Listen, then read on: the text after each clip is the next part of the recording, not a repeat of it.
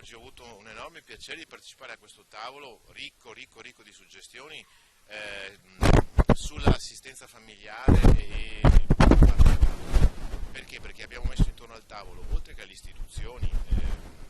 sia sociale che lavoro, tutte le parti che rappresentano, dai familiari che hanno esperienze dirette fino ai soggetti che professionalmente offrono questi servizi al mercato.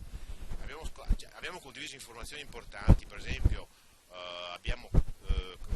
scoperto che esiste un ente bilaterale che offre gratuitamente corso di formazione nonché una certificazione delle competenze di chi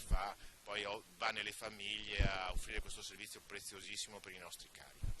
E abbiamo scoperto anche che il mondo sta cambiando e che c'è necessità di fare un progetto insieme pubblico-privato con tutte le competenze da mettere in gioco, perché il futuro demografico ci chiede questo e di rafforzare l'attenzione anche in prospettiva del prossimo decennio